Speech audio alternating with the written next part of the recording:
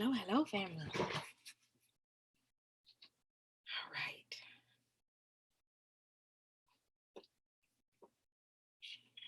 Hello, Hello, family. hello, Hold on. family. Hold on. Bear with me. Hello, family. Right.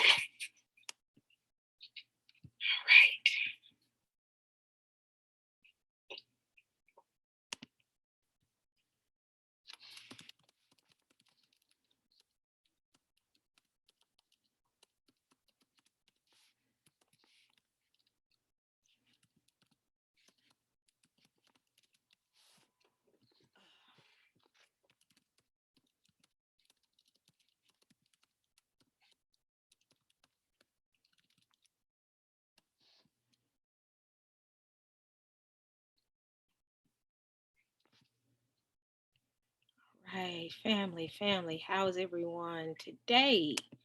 I hope all is good. I hope all is good. I think I have Curious. All right. So, family, I am so sorry for us being a little bit behind.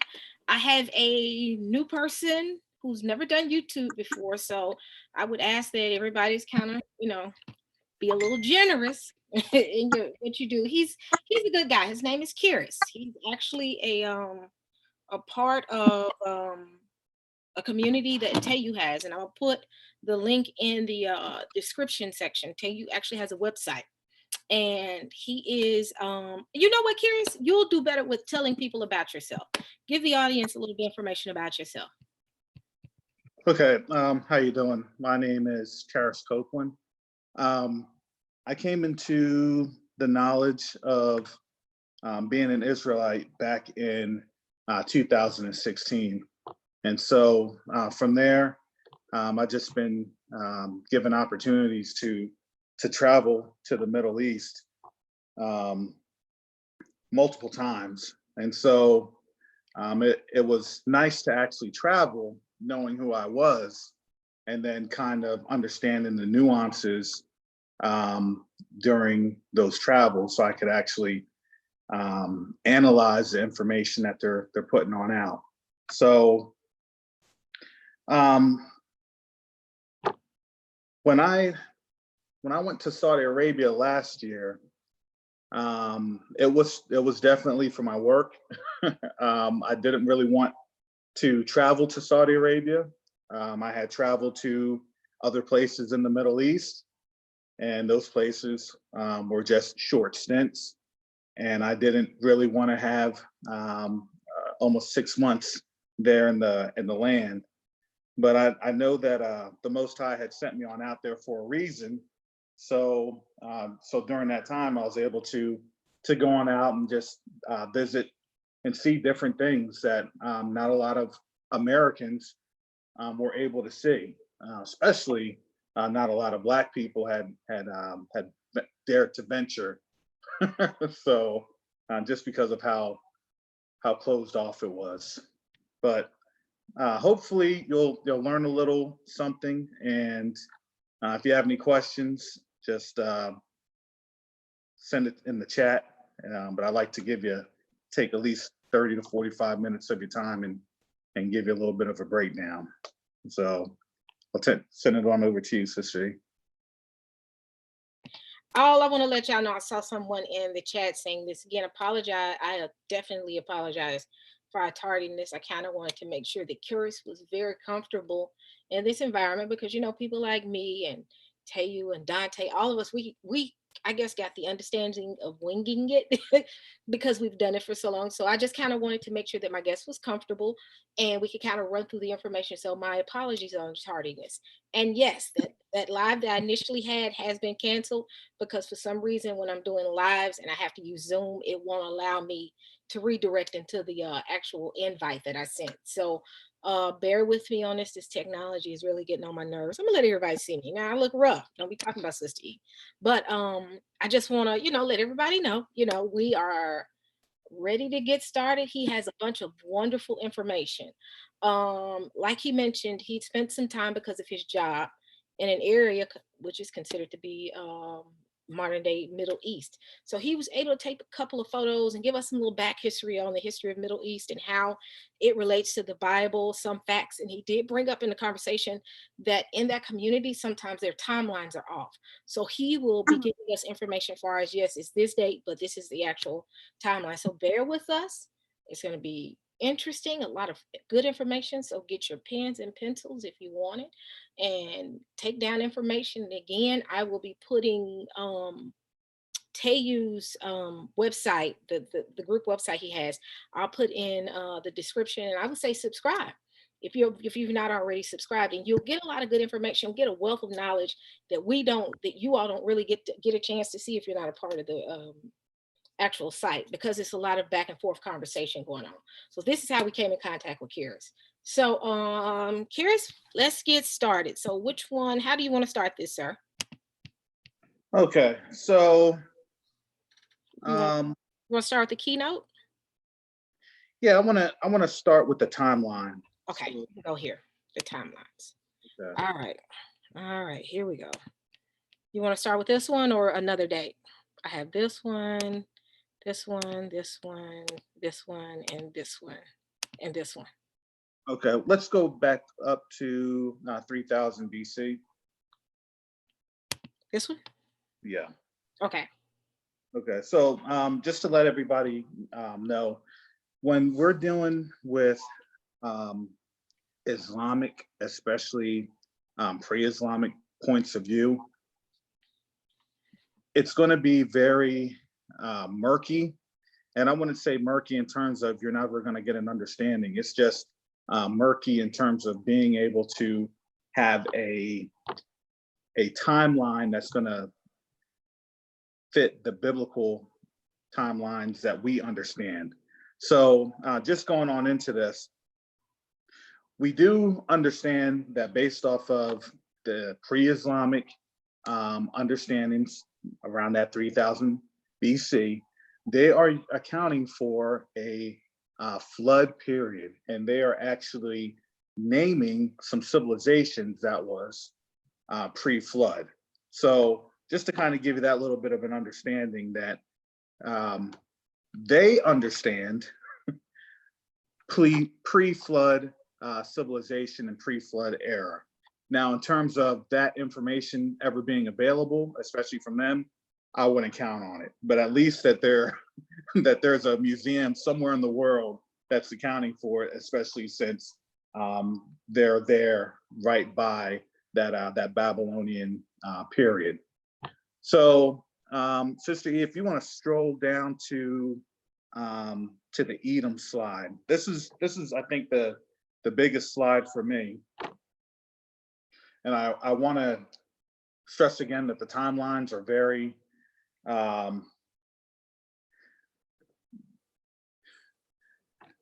they're what you would consider an acknowledgement. Okay. So don't get too wrapped up around the actual timelines. It's the fact that they've actually acknowledged. If you go up to, go down one to slide 6. Okay. So if you can see the slide,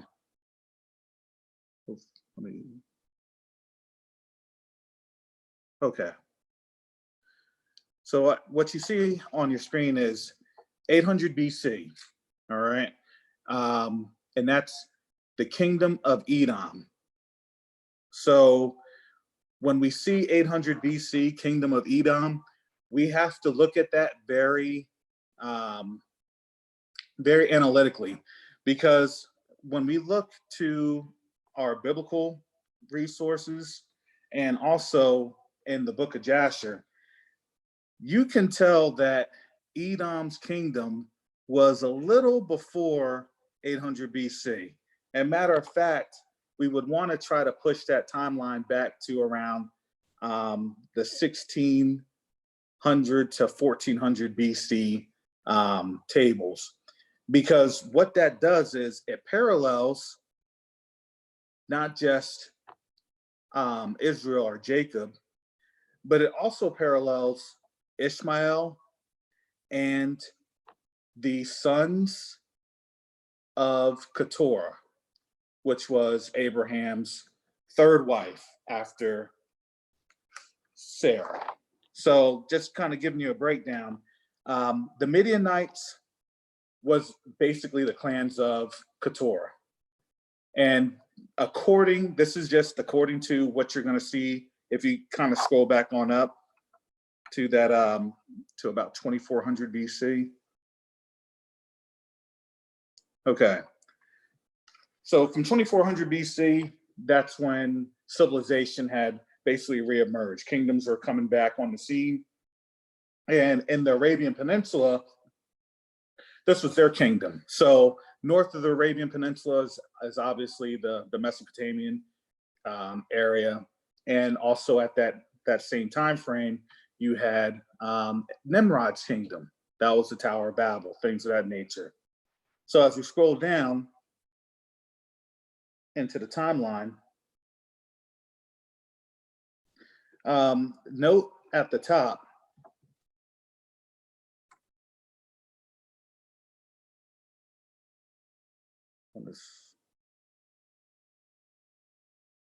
okay. I'm sorry, which one? I was on mute. Which one do you want me to go to? Go to the one that says Ibrahim. Oh, Ibrahim. Hold on, y'all. I remember that one. Let's see, I thought we put that on here. Yeah, right. Well, just pass it. This one? Yeah, it has like the little flower, like the very top. The timeline one? Hold on. This? Yeah. Well, I have it on the Zoom screen. If you can just publish that. This one right here? Oh, publish it. Okay. It's in the chat. You put it in the chat. 1 second. Stop sharing for a minute. Let me go into the chat. Oh, you have it already on the Zoom screen. You want to share your screen or you want to send it to me? Well, they actually were seeing it on YouTube. So if you want to push that back on up there. Okay. Okay. All right.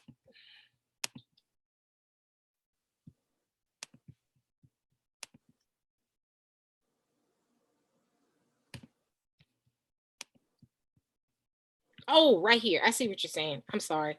I missed it. It's at the very top. This right here. Yeah. Okay. Gotcha. Now you can continue. I'm sorry. Okay. So as everybody's is taking a look, so Ibrahim, father of prophets. So obviously transliteration, Ibrahim is Abraham. And so it's a little different because 2000 BC time frame, you do have Abraham. Now notice that they won't really show you where that fell in line with, but if you see, it's in line with the Domun civilization. So if we look at Jasher actually explains Abraham's lineage from Eber and Shem during the time of Nimrod. So if we're seeing that the Domun civilization is possibly Nimrod, and let me caveat, I'm not a archaeologist or an historian. I don't have a doctorate in that. So I am I hold an MBA. So I'm just trying to give you something that's analytically stable and can hold some weight, especially as we're listening or as we're looking at something from the Saudi Arabian and Arabian Peninsula point of view. So at Abraham, referring down to the map, you see 1800 BC is going to be Kingdom of Midian. Again, the dates are very subjective, quote unquote subjective, okay? Because I'm going to let you know, the claim to fame is they lie, okay? And they don't lie a little, they do lie a lot. Until you call them out on their lies, then it's, oh, okay. It's one of those things, you're stuck on an island where everybody lies. that's kind of how that goes. But if you go down, if we scroll on down, around the 16th BC, you're going to see Kedar, and then Kedar goes down to Edom, which I just showed you back back a little earlier. So just breaking down who we have in that Arabian Peninsula. So you have the Midianites. That's the son of Abraham through Keturah. Then you have the Ishmaelites, son of Abraham through Hagar. And then you have the Edomites, it's the son of Isaac and also the son or Abraham's grandson. So you had three of those civilizations sitting there. Now, what I want you to kind of take a look at when you see this timeline, we understand that the children of Israel were in Egypt from around 1600 to 1400 BC. That was our captivity. These are the things that they really try to hide. And for them, in their perspective, we really weren't in the peninsula per se. We were in the Levant. And I'm going to go to Jasher 47 and 33 and kind of give you a little bit of a historical context on that. So this is chapter 47, 33. And in this chapter, it's talking about when Isaac had died. So when Isaac died, think about this. We know that the promise that Abraham had was to his promised seed. That promised seed is a spiritual seed, which was born out of Isaac, and then that was born out of Jacob, Israel. So the promise was Abraham's seed would have from what? The Euphrates to the Nile. That's a large chunk of land. And so I drove just the eastern half of Saudi Arabia, and it takes you a couple of hours. Now to drive the whole stretch, that's at least a good 14 to 16 hours, just depends. And their speed limits on out there is don't flip your car. That's how the speed limits go. So going to chapter 30 or verse 33 in the book of Jasher, chapter 47, it says, "And the whole land of Canaan became an inheritance to the children of Israel for an everlasting inheritance. And Esau, with all of his children, inherited the mountain of Seir." So the reason I bring that on up, Edom's inheritance was never an everlasting inheritance. And I just wanted to kind of point that on out because I know there's going to be a lot of questions in terms of, well, do they know who we are? Have they said anything? Do they see something in the United States with us? Are they looking at us? And I'll get down into the to the nitty and gritty after I take a look with these reliefs. So I just want to give you a timeline, and hopefully that kind of shores up a little bit of the timeline information. So now going in, if we can go up, I want you to go to the reference where we referenced Genesis 10 for Peleg and Joktan. Yeah, right there. All right, so it's going to be coming up on your screen. Okay, so here's a lot of stuff that doesn't get shown. I had this reference, Sister Ian and myself, we looked through. Under Eber, with Peleg and Joktan, it says, and the whole land was divided. Okay. Peleg and Joktan were about, um, I like to say maybe 3 or 4 generations away from Abraham. Let me bring up the Bible. Sorry. So Arphashad, Eber, and then Eber, Peleg and Joktan. So yeah, so it's about a couple generations from Abraham, and so it also talks about Ophir and Havilah. Okay, so if we look at this,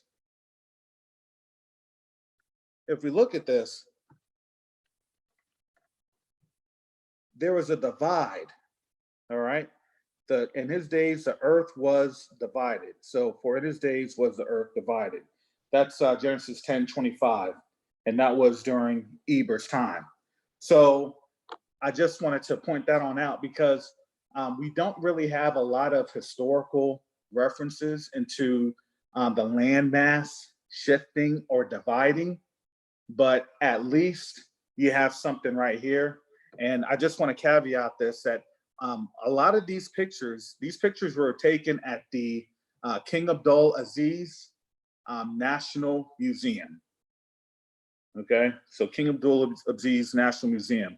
So if you want, you can definitely take a look. I'm just trying to give you a little bit of a context into what I've seen at the museum, and then I'm going to go over kind of what I was able to glean and experience from the actual Saudis that are there, because you don't get a lot of information from them until you live with them, you know, until you are in front of their face, every day talking to them, and then once you build up that rapport, then you get a little bit more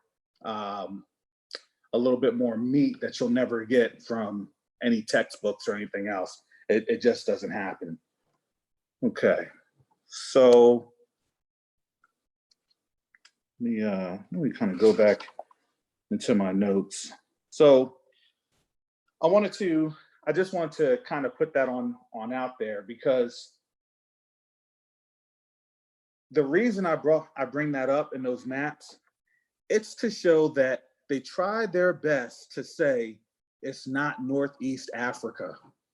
Okay, they're trying their best to say it's on a Arabian plate. Look, the plates are on. That's all on the African plate. They know it. We know it. Science proves it.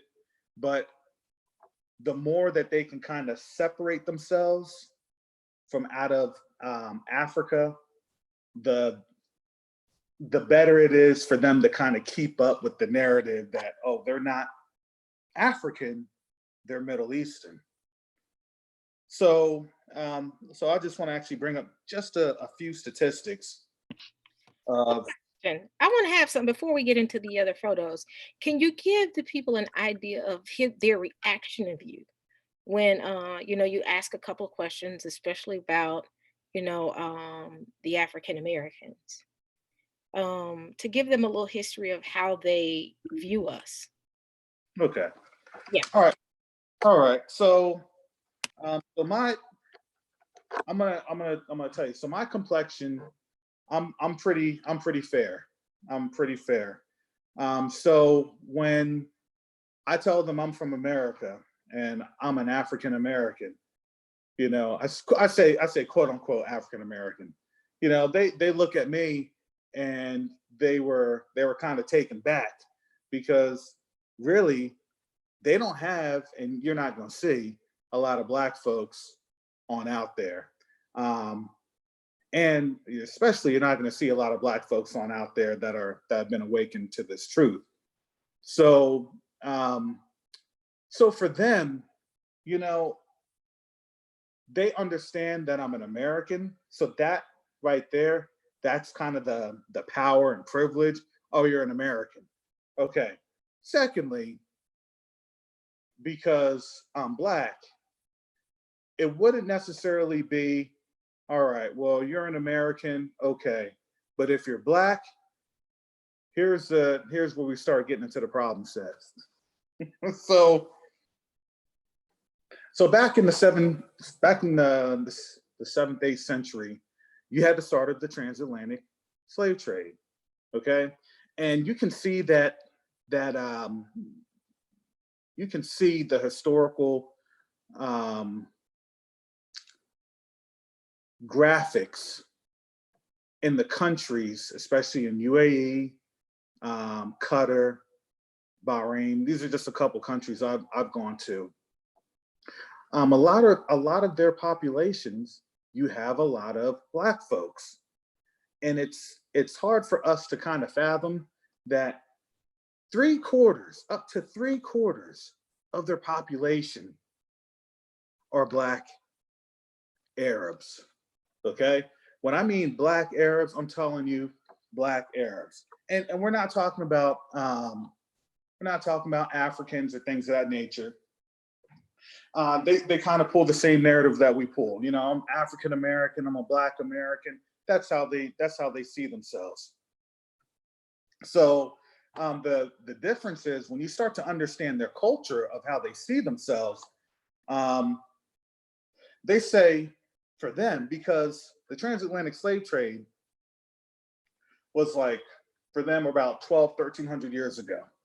So they're not going to really say, well, you know, I identify or I came from this tribe or I came from that. You got to understand, and everything that's Islamic, they erase everything. I mean, now I can't say that there's not stuff that's on out there. I'm sure there is. I haven't been able to pinpoint it and drill it down, because they do understand that a majority of them are from Africa. You'll see the folks that are um,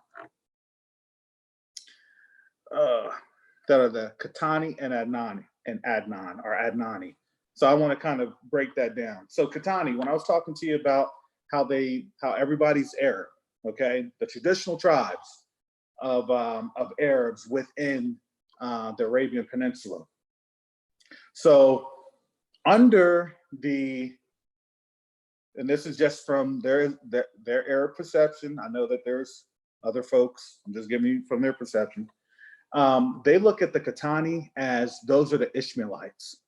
Okay, those are the ones that are straight from under Ishmael, and they are the guarantors of all things Islamic for the most part, or pre-Islamic up to their prophet Muhammad. Everybody else, Adnani, those are going to be your Arabs, and really all Arab means in their Arabic culture and heritage and understanding, it means mixture. That's all it means. It just means mixture, you know. And so a lot of the influences that came into the Arabian Peninsula, you had a lot of the Turkish, the Turks, which is your Ottoman influences, Ottomani, and you also had a lot of your Persian influences, and that was through Babylon. So a lot of their history, they don't like to actually equate themselves or view themselves that they had any type of dealings with Babylon. And you actually understand that that's incorrect. They had a lot of dealings with Babylon. And I'm going to show you in these reliefs. So I have the relief right here, just to kind of tangent off. If you take a look, part of this relief is a relief of them going to war with Assur, the Assyrians. Okay, we understand that the Assyrians were still in that Mesopotamian valley with the Euphrates just a little north. Okay, but if you take a look on that third or the bottom, and I always say, you know, the second to the left is kind of that quadrant 10, if you count. You're talking about this part right here? Yeah, right there. Okay, Yeah. I'm gonna zoom in a little bit more. I'm gonna have to zoom in with my screen. like this. Bear with me, y'all. Zoom. Let's see. It's supposed to be. Let's see. Let me zoom in for them to see that part. Um,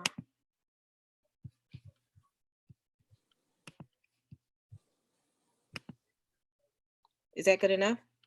Yeah, I can yeah. bring it a little bit more. Hold on. I could do a little bit more. Hold on. Right there. Hmm. Let me see. Okay, I actually like this relief because this kind of brings out what Brother Dante was saying a couple months ago when he was talking about the Assyrians, basically the Assyrians, Asher, the archers of Asher, right there. That they're actually performing their namesake. You know, they're fighting on horse with bows and arrows, and they have their cone head type helmet that that they had in their Babylonian reliefs. So this kind of tells you they did have a little bit of an interaction, and not only did they have that, they fought each other. So you can tell. All right, the Arabs are there on camels fighting. What do they do? Okay, so this is a little old school, but if we ever watched Lawrence of Arabia, what were they doing during Lawrence of Arabia? When they were going throughout the whole Arabian Peninsula and Levant, they were on camels. So they were still doing the same type of warfare and having the same tactics of warfare that it was showing on this relief. But I also want you to look at their beards and I want you to look at the hair. Okay? I'm gonna zoom in a little bit more so they can see it. Yeah. Because what's interesting is when we look at these movies like Lawrence of Arabia, what is it? I think I've never really watched. I've seen previews of it. They always depict the character to be non-melanated people, and if Yeah. you notice here, you see dreadlocks, you Yeah. see the beards, you see the, and I don't want to say dread, I don't say dread, I mean locks. You see things that has afro. I don't want to say afro, but have features like I would consider some of us to have. Mm-hmm. Because I was looking, what's interesting is I was looking up here, you see this. You know, Mm-hmm. people will try and say, oh no, that's not what it is. But look at this right here. Yeah. Right there will tell you, you Yeah. know, they have locks. They didn't look like, so in most cases, a lot of people that were over there looked like this. So Yeah. the picture that we've been given that they did not look like us is not true. Because even when you're dealing with Arabs, you're dealing with Ishmaelites, you did, because Ishmaelite came straight from the same lineage as Jacob. They came from Yeah. the lineage of Isaac, Isaac's brother. So these are considered to be, because you were mentioned that the Ishmaelites are now considered, they were the Arabs, right? Correct? Am I missing something? Yeah. They're all a mixture. Now it's Uh-huh. it's it's funny because um, we have to understand when when they mixed. I mean, they mixed. It was a free for all. It was a free for all. But you have to understand when they had their trans-Saharan slave trade. In the trans-Saharan slave trade, black folks would stay with black folks. Okay, let me break that down. Black folks stayed with black folks. It was that's how it was. And I was telling I was talking to Sister E about, so when I was there, believe it or not, I told them, I was telling them who I was. I explained all this stuff to them. I was giving them, what I was seeing, how things are lining up with prophecy, all this other stuff. And they looked at me amazed because they would say, wait a second, wait a second. How do you know that? Who told you that? See, it's funny because when you talk to them and you have all this knowledge, they're thinking, are you an Arab or Islamic scholar?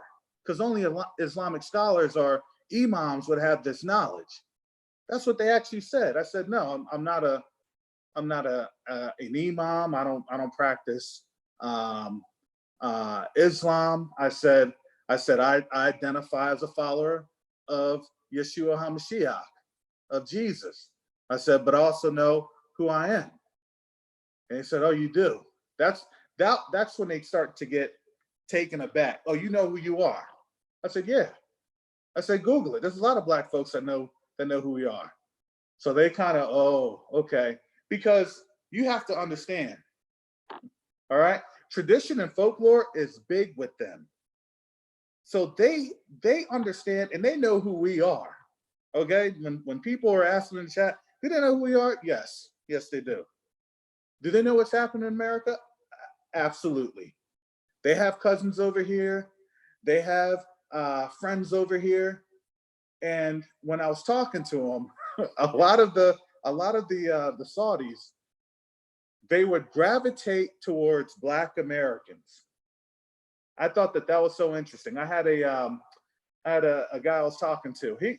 He went to school in Pittsburgh, and he said, when he lived on out there, he was telling me, how he lived in Pittsburgh, and how he was treated with the white counterparts, and then he felt more in line with the Black counterparts. And I said, okay. I said, I understand that. I get that. I mean, obviously they had some misfortunes after September 11th. I got that. And he said, no, like, it's just the way that you all carry yourself is different, and we feel more comfortable. That's them. They feel more comfortable. So when I earned their trust, I was getting a lot of information that they'll never get. They'll never tell us. Plain and simple. They'll just never tell us. So when I was trying to get to the meat and bones of how does the demographics work in Saudi Arabia, I said, there's a lot of Black people. There's a lot of Black people. I mean, we're not just talking Africans. We're not talking Africans. We're talking Black Saudis that were wearing their thobe, or the man robes. You have a lot of Black women that were dressed on up, but you could tell there is stratification within the society, and so so I remember one month I was there. I had complained about my living situation. I was like, look, I can't be here with no refrigerator and everything else. And I said, forget it. I said, y'all better hook me on up. I said, because I'm gonna have to go and eat out every day. And I hate it. I just don't like really eating out every day. I like home cooking, But what I did was it gave me a chance just to kind of sit in the mall, because for me, I blended in naturally. it was just a natural blend. They just saw me as a bigger Saudi, to be honest. And they would approach me. When they'd approach me, they talked to me in Arabic because they thought that I was actually a Kuwaiti. So that was their whole approach. So when they speak to me, I kind of give them something back, but then they'll realize, oh, okay, this you speak English. You're America. It's like, you're American. And as soon as they find out I was American, it was, for some odd reason, they just loved it. That is so interesting, because mainstream media will not allow you to see the Saudis that look like us, or the people in Kuwait that look like us. So See the more of the Turkish looking individuals. that's correct. It's the Turkish looking individual. And the way that Saudi Arabia goes is, all right,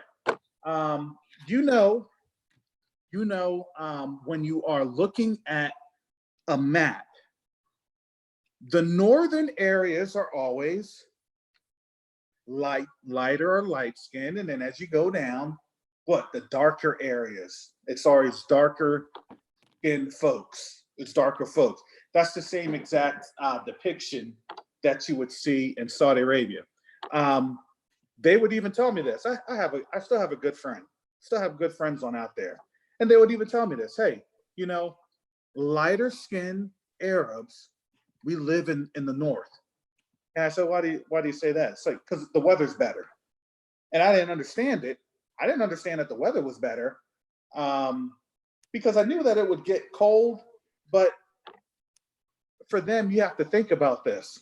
The Ottoman Empire never really was that heavy in the Arabian Peninsula. Now, on the outskirts, in terms of towards Dammam, Bahrainian area, and then towards the South Yemen area, Mecca, Medina, the Hijaz, that's over on the Red Sea, you're going to have a lot of your Ottoman or Ottomani influences. And when you have your Ottoman or Ottomani influences, who were the Ottomans? I wish, or so maybe next time, or if I find on a repository, I can share some photos of the Qatar National Museum. They would show you in their paintings and in their release the Ottomans. They would show you that. So under the Ottoman control, what was the Ottomans doing? They weren't just having a military conquest and a trade route. They were bringing in their people. Their Kind of people. like how China's doing now. They're bringing in their people into Africa to try to, pretty much populate that area with poor Chinese, kind of like what they're doing now, right? That's correct. It's to populate and the blankification Yeah. of that population. So when we see that, you see it in their culture, you see it in their in the way that they carry themselves. But once you, of course, once you have that lighter skin skin tone, that's a social tier that you can get to. Now, don't get me wrong. There are tribes that are darker tribes. They're darker tribes. They do have, they're highly melanated, because it still shows you those are the traditional, those traditional Arab slash, Ishmaelites, Midianites. Okay, those are those darker skin, and they'll tell you we reside on the coast. They'll tell you towards Mecca, Medina, all those areas. That's where they reside. But they also will reside interior. Okay, so a lot of people don't understand. So I was in Riyadh, and Riyadh is a population of 7 million. So according to the statistics, as of July, there's going to be about 34 million people in Saudi Arabia. That's the population group. Almost 40%. This is on the CIA fact book. So almost 40% of that population group are immigrants. Okay, they're immigrants, 40%. So that means around 20 million people are actually Saudis. Okay, so out of that 20 million people actually being Saudis, all right, 14 million of that group is Black people. Okay, you only see about 6 million, or 30%. That's still that's light. I categorize light as darker, fair, or not fair, but just definitely darker, because when you see the pigmentation, there's kind of that it's like an off-white, not necessarily white, but it's that off-white. And I'm not trying to be, racially insensitive here for all of our for all of our non-Israelite, non-Hebrew folks in here, but it's you can tell, okay, it's not white. It's like that man, it's like that Indian, caste system white, Yeah, I know what you're talking about. Yeah. Not like, you ain't gonna be a white person. You ain't gonna pass with a white person, blue eyes, stuff like that. It's weird because that's not how they mix, person. But down the line, that's kind of their top affair. you don't see a lot of folks with blonde hair or blue eyes.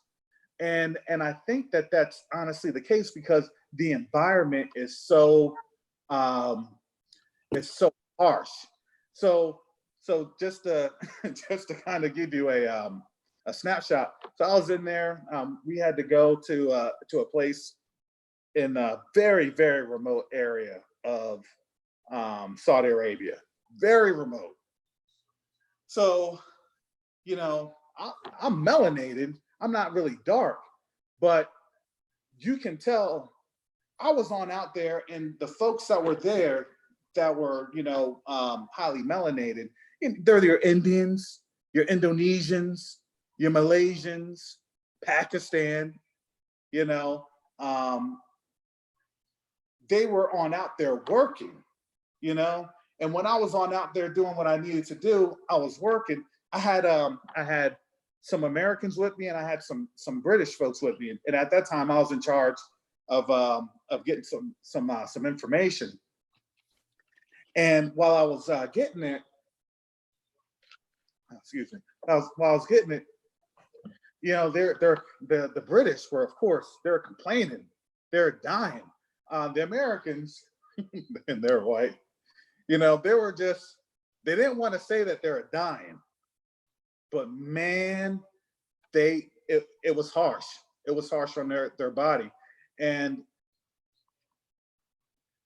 it's one of those things. You can feel it, and I felt it, but it wasn't very detrimental to me. When I'm talking about impact, I'm telling you, it was like, okay, I can have me a little, a bottle of water an hour, I'm good. These folks were having like 5 or 6 bottles of water an hour, and they weren't even using the bathroom. It was just soaking on out. It was soaking on out, and so that's the harsh environment. But see, the harsher it is, guess what? You don't have. You don't have lighter skinned individuals. It's going to be melanated. And so when I went into the country one time, I went on out to see the edge of the world. It's like their equivalent to the Grand Canyon. And when I went there, I had some folks with me, and I said, "Hey, why don't we pull on over and ride on the camel, because there are camels everywhere." And they were like, "Are you serious?" I said, "Yeah, why not?" Because for me, I can go ahead, I can talk to them. I'll speak a little Arabic, say halal, alhamdulillah, just different things. I'll say atakalada ulan jazia, like, do they speak English? That's my first one. But then but as we pulled on over, I saw the guy that was kind of tending the camels, and I was trying to speak to him in some Arabic, and he tells me, he's like, I'm an Indian. I said, "Oh, okay," because he was dark. He was dark. I thought he was a black guy. Honestly, I thought he was a black guy. And I said, "You speak English?" He said, "Yeah, I speak a little bit of English." I said, Can we ride the camels?" And he said, "Well, these don't belong to me. The family was they're in some like trailer, 200 yards off." So I walked on over there because there's nothing there. It's just dirt. It's just flat bush and dirt. So I go over to the family. I kind of I kind of shout to them like Allah, that's hello to them. And so just trying to not get shot. but as they open up the door to the trailer, they're very hospitable, and again, they were darker, but they still had the fine hair. So they were still darker, but they had the fine hair. But that's the majority of that Arabian Peninsula makeup. So the funny thing, getting back to the city, when you go into the city, okay, the city has black folks. The city has black folks. I think I got a picture. I hope it was on one of the phones. I hope I didn't delete it. it was a picture of this. It was a Saudi. He said he was a Saudi, and I looked at him, and I said, man, I said, let me get a picture with you. I said, you look like my older brother because my older brother has a little bit more pigmentation or melanin than I do. Just a shade darker. And I said, let me get a picture. And so, I got the picture with them and everything. I said, you look just like my brother. I sent the text to my brother. My brother was cracking up because of uncanny we look, or they had looked. So I asked him, where are all the black folks at? And so, see, where I was situated on that, it was kind of like a little upscale area, quote unquote.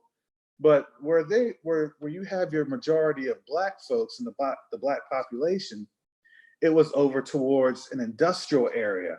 And in that industrial area, it had like IKEA and everything else. And so I'd have to go on out there every so often. And I said, I know exactly where that place is at. And I kind of, and I was inquiring. So inquiring minds, I went on over and I was just driving through, kind of just seeing, what was happening. But lo and behold, black folks all over there. And so I asked, I said, so tell me, I said, I'll use his name. No, I won't. So I said, so tell me the story. What how did this happen? What led to this going on? And so they said, during the time of this third iteration. So the Saudi kingdom, this is the third iteration kingdom that they had in Saudi Arabia. It started in 1933 when they put all Saudi Arabia back together in its current form. Not all Saudi Arabia is back together. This is just a Saudi Arabia in its current form because I guess the true form of Saudi Arabia still includes UAE, Qatar, and Bahrain, as well as Kuwait. So I think that's still kind of up in the air. But in its current form, the king had to appeal to the black folks that were there to fight for him. Because I mean, think about it. If you know that you are thoroughly outnumbered, who are you going to have to fight? So a lot of the black folks, they thought that was a great idea because how that went. So believe it or not, Saudi Arabia still had slavery up until about 1930s. Okay, let me repeat that. Saudi Arabia still had slavery up until the 1930s. Okay, they haven't had non-slavery or freedoms for not even 100 years. And the way that when they were quote unquote emancipated, it's literally the same thing that we saw with our cities. We went into the different enclaves within the metropolitan areas, and we settled there as a domestic working class. Now I think right now, what's the the new COVID-19 era term is now essential worker, to describe us for the most part. So for them, that's kind of how it was. So when they got released, they would either stay out in the countryside. And how the release was, when they got released, they were told you can stay. They would give the invite to who could stay. When they stayed, something it was a little bit more dramatic for them than it was for us. So when they stayed, they were given a name. Okay, they were given their tribal name, and that tribal name spelled significance because they have 66 tribes in Saudi Arabia, 66 tribes that they recognize. 18 of those tribes are the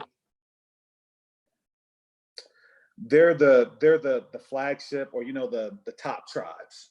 18 of the tribes are the top tribes.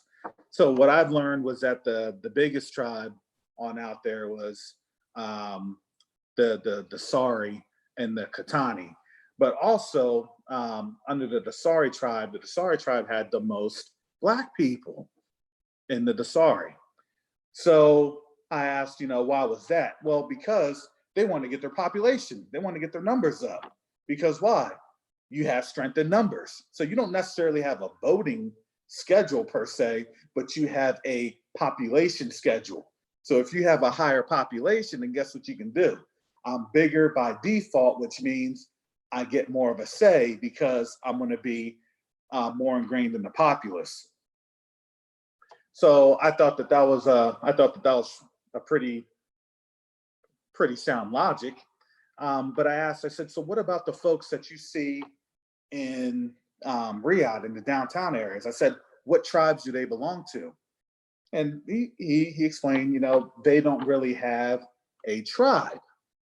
I said, okay, how does that work? Well, when the king had basically said no more slavery, see, the reason that they had to abolish slavery is because who was on the side of Saudi Arabia traditionally and still is today? The United States and the United Kingdom. So it wouldn't be too good. It's not a great thing if you have a Black person going on out there, hey, we're here to help, but dang, y'all are still doing slavery? I mean, no kidding. Forcible slavery, things of that nature. So they don't do that anymore because it's obviously politically sensitive. Now let me kind of go ahead. Yeah, the optics, exactly. Thank you, Melinda. So let me go ahead and kind of caveat that. So the problem that they have is that those areas are still heavily policed. What does that remind you of? Those are areas where that's still economically disadvantaged. What does that remind you of? And it's so much so that they like to say, well, there's no quote unquote racism here, but those areas, they don't necessarily get the proper funding as they would get with their tribal counterparts. So what happens, and I wanted to bring this on up. Let me bring this on up. So when I was discussing this with Sister E the other day, I was telling her about how the tribal system works. Okay, because Saudi Arabia is it's tribalistic, and I wouldn't say it's tribalistic to where it's an African tribalistic, but I mean it's tribalistic to the point if you're not given the monies to support the tribes, you are going to have shootouts. You're going to have shootouts. And it was funny because I was speaking to the Sister E, and there's a NEOM project, and NEOM is near the waters of Maraba. So the reason I brought up the one graphic that was showing, the Peleg Joktan, was because when you look at Nuweiba Al Musa near Sharm el Sheikh, and then that's on the Egyptian side. Then on the other side is Maraba Musa, or Maraba. The Straits of Tiran, there was an American family. They were doing some diving in the Red Sea, I think back in the 90s, and they found the coral formations of the chariots, the wheels, the spokes, all that good stuff. But they said they found it not on the Red Sea side towards within all of Egypt, but on the side that was it's Gulf of Aqaba right now. They just call it Gulf of Aqaba, no longer Red Sea.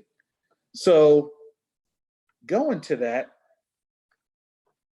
on the other side, it was called Meribah al Musa. So it's basically the springs of Moses. Because remember, the Israelites are getting mad. Hey, you brought us on out of Egypt. You know, we're sitting here, we're thirsty. You know, he threw the he threw the wood in, and then the water, instead of turning being bitter, they could drink the water. So from there, if you actually take a look, there's natural valleys and canyons that lead you into an area called Jabal al-Lawz. So if you research Jabal al-Lawz, you will see the rock of Horeb, the split rock, split down the middle. That's where the water came from. And I think that rock was like 3 stories high. I mean, it's a big behind rock. You cannot miss it. But there's a platform, and the platform actually has your Paleo Hebraic figures.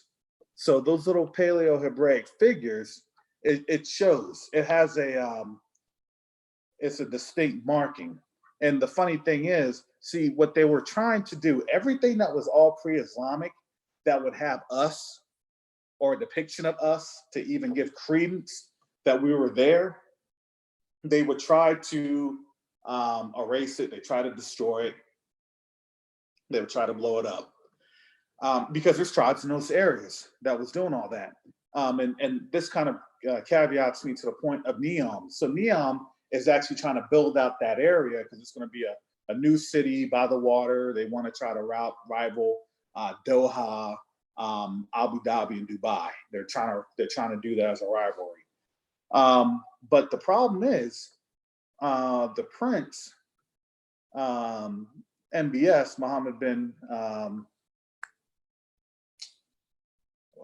Salman, he was trying to pay the people to basically up and leave. You know, I'm taking the area. I'm the prince. Here you go.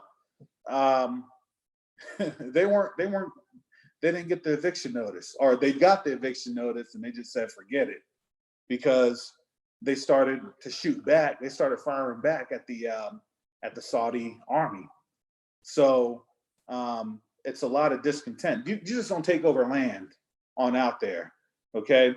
And on top of that, the funny thing is, those tribes, they know who we are. And the funny thing is, this is just my conjecture.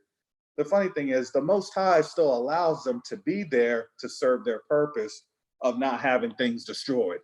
Because just think about this. They had over 1,400 years, or almost 1,400 years, to try to destroy and blow up everything that they can. But those artifacts and monuments are still there, which is a testament to where the Most High does not let things get destroyed. No matter who says what, whatever idea, however man tries to have their planning, it doesn't happen.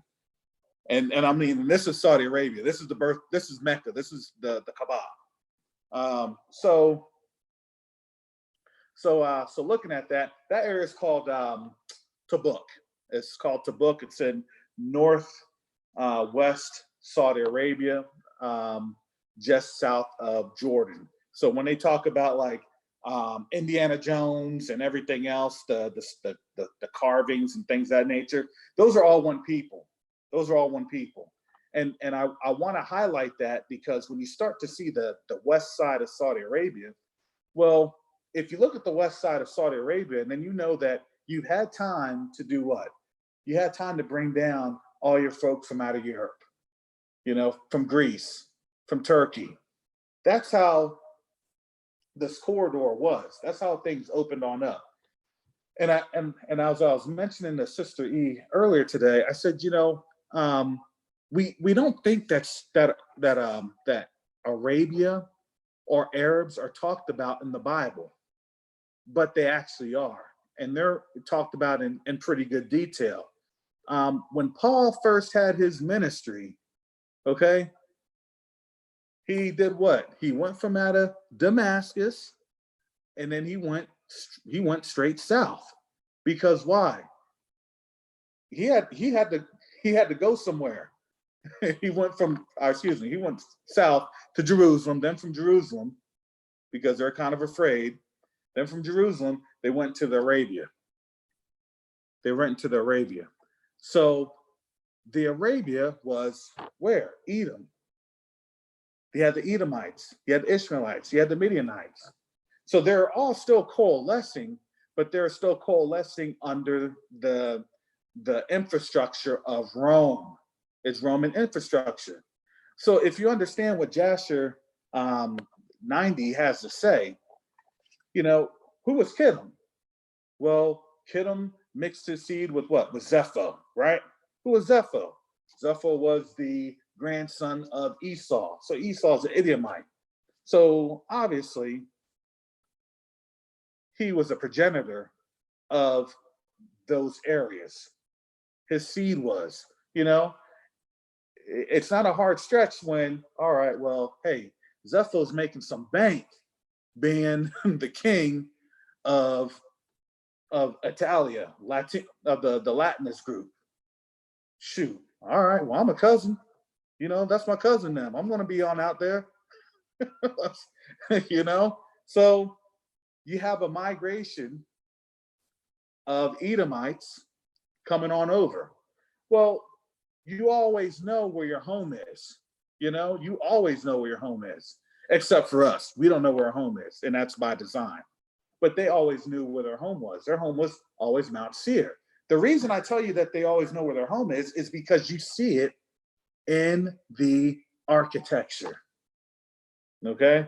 The very first thing that I've noticed when you looked at the architecture in the museums and things of that nature, it's one and the same. The same architecture that you have in Greece and in Rome is the same architecture that you have in those the Nabatean areas, the Northeast, even down into central Saudi Arabia. Those are those areas. That's the reason it's very telling, because we would think, oh, okay, well, we don't really tend to see, okay, which one came first, which is the historical one. Well, if you look and you see the biblical reference, obviously Saudi Arabian, or the Arabian Peninsula, that architecture came first, and then it migrates on over. Our architecture is a little bit different. If you were to go to Egypt and you actually kind of see how all the Egyptian layout is, we do a little bit of a different layout. So that's just by design. And there's more into it. I don't want to tangent off, but in terms of when I was in Egypt, seeing the Pyramid of Giza, and then seeing just the enormous slabs of the quartz that they use, it's mind-boggling. It is mind-boggling. But that was just a testament to the amount of power that we would have in constructing things. But getting back down to do you want to show that picture? You remember that picture you showed me just a second ago? And yeah, the guy had the red face and yep. the curly hair. Yeah, let's put that on up there, because that provides a little bit of a better context of what I'm saying. So when you see what I'm saying, the evidence is always there. If you can speak to the evidence, then that means that your case is stronger, right? I'll let you all be the judge. Okay, hold on. Let me go to that.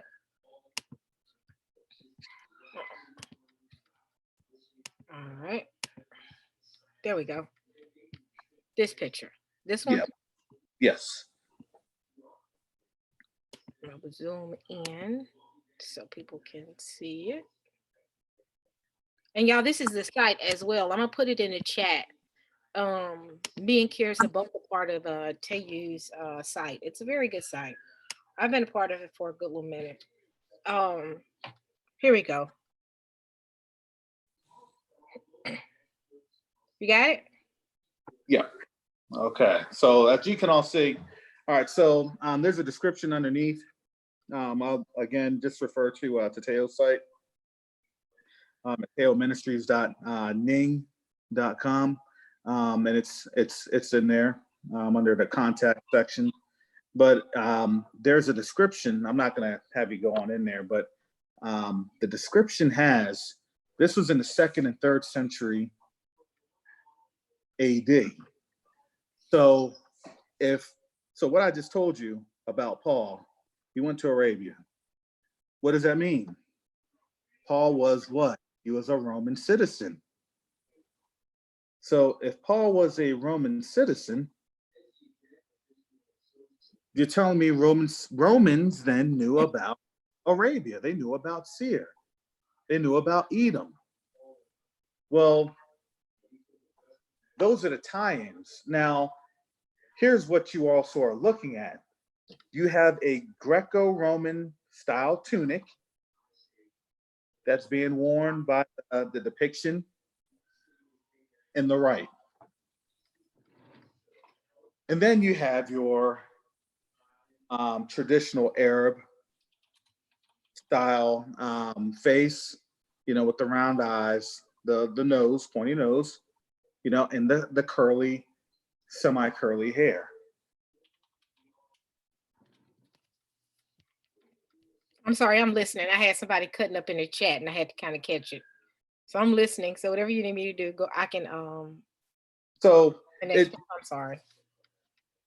So and see, the thing is, I I like to kind of Wow. to understand, or to give you an understanding. See, I don't think a lot of people realize that when this whole COVID-19 thing broke, late February, early March, did we I don't think a lot of people realized the Vatican was getting ready to open up its archive. Pope Francis, before he stated that he was no longer the vicar of Christ, he was going to open up his archives. Wow. So if we open up the archives, and guess what? There's Google Translate for Italian. There's a whole lot of stuff that would have been said and mentioned. But remember, Rome was taken out with everything. But what that also goes to show you, well, what was Paul? Paul did what? He spoke to the Gentiles. Why would he speak to the Gentiles? Well, if you're living in Arabia, right? Well, I'm talking to a distant relative, a distant cousin of folks in Europe. Why? Because I have to find common ground. This is how these people think. Look, nobody was happy that Black people were Israel. You even had Jews that weren't happy that Black people were Israel. That's why you had Judas Maccabees. But you also had to understand, within the whole conclave, you still had a very strong Roman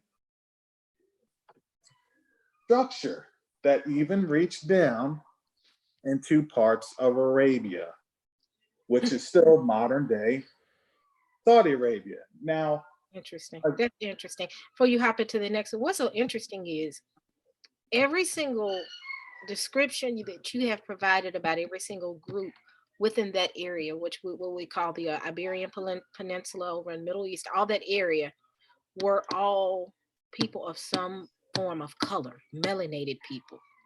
Um, because even right here, did you say these were the Romans, or could have been the Romans? so they still had Greco-Roman influence, because this is what they say, again, 2nd, 3rd century AD. So under that type of construct, you still had a thriving Roman civilization. Now that Roman civilization, of course, everything was starting to wane because their power structure was also beginning to kind of rot away. That's just how that was just the degradation of the Roman Empire. Mm-hmm. However, However, we can understand that since the time of Babylon, I mean, in terms of Nebuchadnezzar down to Artaxerxes, down to Darius, down to Cyrus, you had a strong Babylonian empire, which means that you had a migratory status of east to west and also north to south within the Arabian Peninsula. So they were there. Everything was being mixed. Arab is just Arabic for mixture. It's a mixture. So that mixture was already taking place. Who was not mixing in that area? Your Israelite tribes. They were doing what? I'm going to stay to myself. You still had a lot of Israelite tribes on out there. However, those Israelite tribes were still under some sort of rule or some other oppressive system. Because remember, even when we were in Jerusalem, we're still under a pretty repressive system. I mean, there's even lost books that were taken on out that actually showed just how oppressive they were, especially with Herod. Who was Herod? He was an Edomian, right? Edomian. What does Edom mean? He was an Edomite. Okay, why did they have to have an Edomite? Because it's the closest that they had to a Roman structure that was there. All right, you're not going to give me any flack. You're a child of Edom. I'm a child of Edom, just a couple generations removed. You know, let's work together. So did you see any artifacts when it came to that particular group? When it came to the Israelite community and culture, did you see any?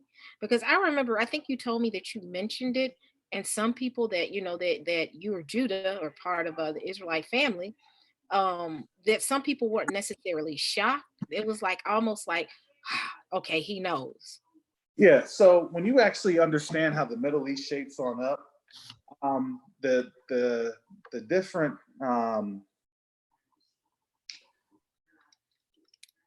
the demographics says it all. Okay, there are tribes that are there that know who we are. They're just not going to say who we are because for them, all right. So think about this. Okay, I have my cousin's in charge. He's a family member. I may not like him, even though he's a family member. But I know that this family member won't go out and genocide me. Okay? This family member won't go out and, take everything that I have, take all my wealth, and, kick me to the curb and everything else. So the reason I say that, so let me just kind of bring that on back. The reason I say that is because when I was speaking earlier, they know who we are, okay? They know who we are. They know that we're awakening, all right? So when you Google YouTube, all right, and you Google Hebrew Israelites, you tend to look at Israelite groups that happen to be, quote unquote, African American or Black. You see a negative optic and view of who we are. Okay? And you start seeing that negative view based on some folks dressing up on street corners, doing what? Saying all sorts of crazy information because guess what? Believe it or not, they may have knowledge, but they're not even reading Isaiah. They're not even reading Jeremiah. Look, this is just for my belief. Okay, I don't care if you want to say, "Oh, he's caping for this, for Gentiles, stuff like that." Here's the thing. Here's the thing. We clearly see that Jesus was talking to a Samaritan woman. Okay, gave her the crumbs. He said, "Be healed. Your sins are forgiven." He took away my sins. I done had 7 men, back to back to back. Because you know that when you are supposedly either divorced or or under a widow status, especially at that day and at that time, when you're there at that widow status, you weren't supposed to remarry. You were just done. All right, you're a widow. That's it. Okay, but you got to remember, who are the Samaritans? The Samaritans weren't Israelites. Remember, you had folks brought in from under the king of Assyria to do what?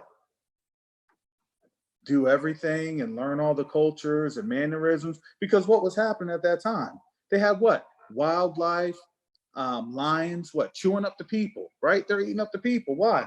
Because you weren't practicing the laws and customs of who? Of the people that were supposed to be there. So when you see that, okay, and you also saw, okay, well, this centurion, what is this centurion? Who, Jesus knew who this centurion was. Okay, this dude was an Edomite. you weren't in the Roman army as a, you know what a centurion was? A centurion is a present day major / lieutenant colonel. That's a major / lieutenant colonel. Okay, when we would talk about something in the military, that's called being a company grade officer. Or excuse me, actually field grade officer. It's a field grade officer. All right, company grades are your lower rank, field grades are your higher rank. All right, so that's a pretty high ranking officer, because he wasn't just there as a military man, he was also there doing diplomatic work. Okay, he's doing stuff at the embassy. All right, and on top of that, he's making sure that the funding, the monies, the gold, the silver, the bdellium, the lead, the steel, the copper. Oh yeah, I also have to give you some other pictures of just the amount of minerals and wealth that's in that desert.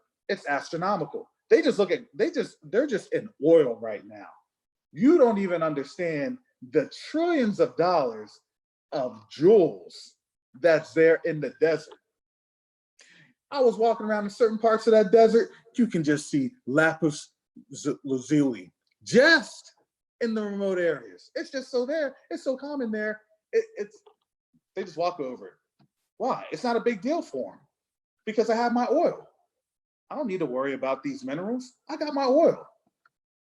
But that's how we were seeing things being depicted. And so I lost my spot in the sidebar.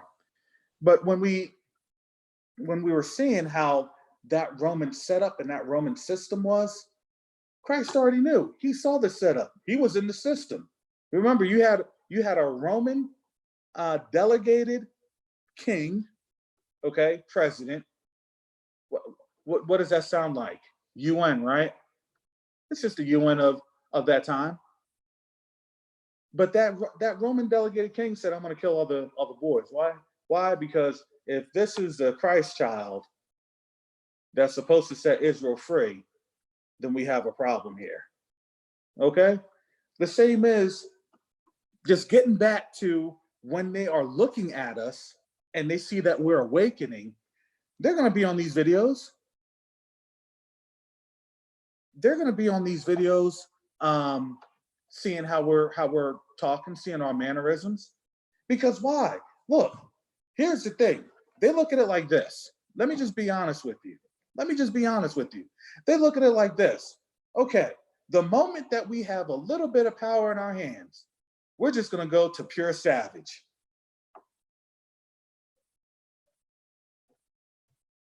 The moment we have a little bit of power in our hands, all right, we're just going to pure savage. Why would they suspect any less? I mean, think about it. Why would they suspect any less? The algorithms on YouTube shows that. Okay, before I did my job I'm doing right now, I was a software engineer doing business intelligence. Okay, you know what business intelligence is? It's just keywords. I need to have keywords programmed on in so it returns a value that my string has in logic. Okay? So my logic is, all right, I'm going to put on everything that's negative. I'm going to show all the negatives. What do you want to show first? All right, well, I'm going to show these brothers on the street corner. Y'all going down, y'all going, we going to do it. Wow. Okay.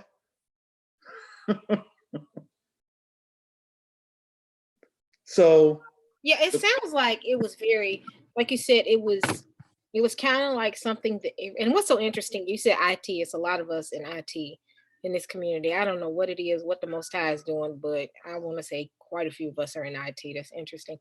But but it seems like it's an understanding and they know, but it's more so of one, the government over there, two, well, I'm gonna say government, but the politics, and also, like you said, it's the fear of if they know, we could lose our spot.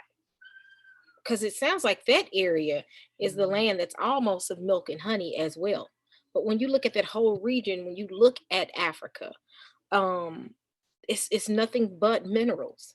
So that's what it sounds like, pretty much. Like they know, if they know, we're gonna have to give up this good land that we got, and that's what it's leading to almost.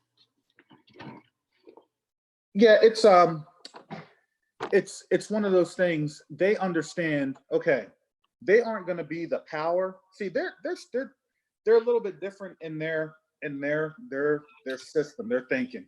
Okay, I have my thinking in terms of, all right, I have my plot. This is my soil. They'll say, Hamdallah, God is great. They gave me my little soil, they gave me my little spot. Nobody's gonna mess with my soil, nobody's gonna mess with my spot. Okay. Now, if I have a new system that's being implemented, uh-oh, my soil and my spot is in jeopardy. Mhm. Okay. So when I told them and I was explaining this to them, and I was telling them, I said, look, this is what's gonna happen, this was gonna happen, this was gonna happen. I was explaining these, listen, I was breaking it down to these folks. I said, doesn't it say in the Quran, if you don't know, if Allah hasn't let you know what it was, doesn't it say to ask an Israelite? Well, here I am, ask away. So when I was explaining to him, I said, look, this is what's going to happen. Well, and I would break it down to him, and I had to try to break it down to him and then give him kind of like a little surah or a little quote. Because I'm not, I mean, here's the thing. I'm not an Islamic scholar, but I know a little bit about Islam. I know a little bit about how they do their prayers. I know a little bit about how they, do their prayers, their hajjahs. All the different things. But I wasn't. But I told him that. I said, I'm not an Islamic scholar. I said, I'm just going to tell you. Listen, I know who I am. My people are waking up, and when our people are waking up, it's not a long. It's not going to take that long. Now and I told him this. Now here's the thing. Now when our people are waking up, this is what's going to happen. And I was telling them, look, you're seeing Black folks doing what? When I was on out there, the very first time ever, we had a hearing on Capitol Hill about reparations. I mean, as sham as it was, we had a hearing. That was the thing.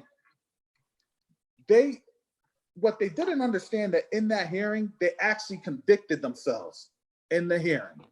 Because I always put on out here, look, it's James chapter 5 and 3. Okay? The righteous man, what? He asked for his wages. Okay? They literally convicted themselves. Well, the wicked withholds. Okay, I'm withholding.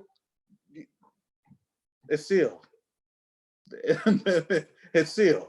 Because what are we on? I know what I'm on. I'm on cut the check. But I had to understand, look, we ain't gonna get this check cut, not anytime soon. But what that does is it was an awakening. Okay? It was just a little bit of awakening. We are still, I would say right now, because of this COVID-19 situation, that's going on. And I thank the Most High that I was able to come back before this thing had locked me on out from coming back. You know, we're sitting here and we're starting to get an understanding of who we were. We're sitting here and we're starting to actually ask those questions.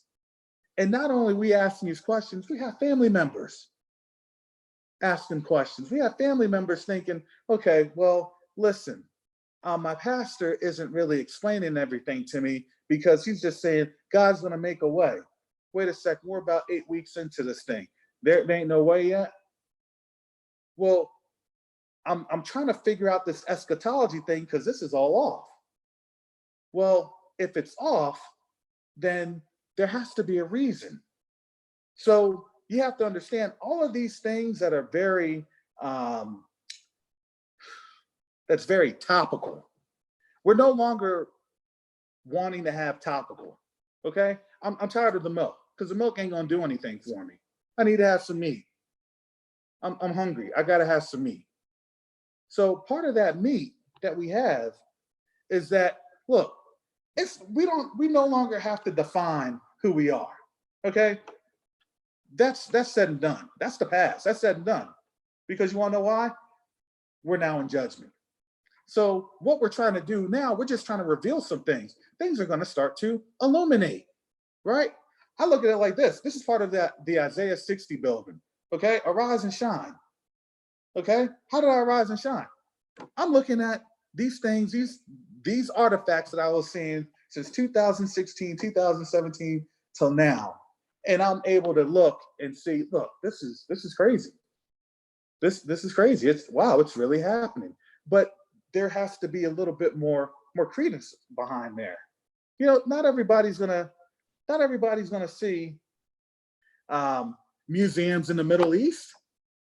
Okay, listen. When I told my family I wanted to take them to Amman, Jordan, all right, to do a family vacation, okay, wife, kids, they looked at me like I was crazy. They said, Amman, Jordan, ain't there some terrorists there? Yeah. But if you stay in the good spots, you'll be okay. Okay. Now, let me tell you, when you talk to a black person, hey, you want to go over to the Middle East and take a look at some museums? They look at you like, are you crazy? Do you see that? And then you have to tell them, look, when I was there, I never got harassed by the cops. Okay? I looked like everybody else. I was treated like everybody else, probably a little bit better. And they weren't even asking if I was black. They weren't asking if I was Nigerian. Okay? Yeah, if you're a little, like, let me caveat that. If you're a little dark, you're gonna be asked those questions. But for the most part, you weren't. You know. Now, when I was in Egypt, I was in Cairo, and I had to extend an extra day. And I went down to the front lounge, and it was a nice resort, little area. And I said I have to extend because I have to finish up some business here for one more day. This person, I still remember his name, Majid. Okay, ginger Egyptian. Yep, ginger Egyptian. He looked at me. He said, "Sir, I can't extend that." I said, "Why not?" He said, "I need you to have your boss to extend it." I said, "I don't need my boss. I'm telling you what I'm doing." "Sorry, sir, I can't do that." You know, I understood. Okay, there's the racism. So I go on up there. I grab a white colleague of mine. Good guy. He lives about 20 miles away from me. Still talk to him. He's an older gentleman. I told him, I said, "Hey George, I need you to come and help me on out because I'm experiencing some racism in the Middle East." He was like, "Oh, you just need to have a white person tell you what you can and can't do." I said, "Exactly." So he went on down there. I said, George, talk to him. So he goes, he says, well, you know, my friend right here, this guy, he's a very good guy, even though he's black. just ragging on the Egyptian dude. I know that it was a joke, just ragging on him. But you know, um, that's the inherent nature that they have. So, but going back into Saudi Arabia, you won't really you won't see that as much because they understand 70% of it, 70% they're black people. And when I tell you their strength is in numbers, their strength is literally in numbers. Now, I know somebody in the chat was talking about, well, what about the modern day slavery and things of that nature? And here's the thing,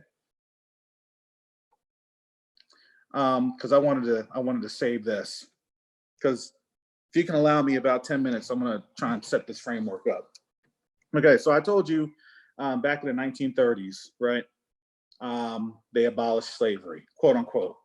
Okay, the names that they're given, they're the names that allows for prestige because you're connected to the tribe. You will still have racism, institutional racism within Saudi Arabia. But since you're established with the tribe, you can still report that to the sheikh. That's like human resources, EEO type thing. So then they say, okay, this guy is vouched for, he's covered. They have to basically leave everything alone from that perspective, at least. Now the ones that aren't covered, they're called unnamed. All right. So when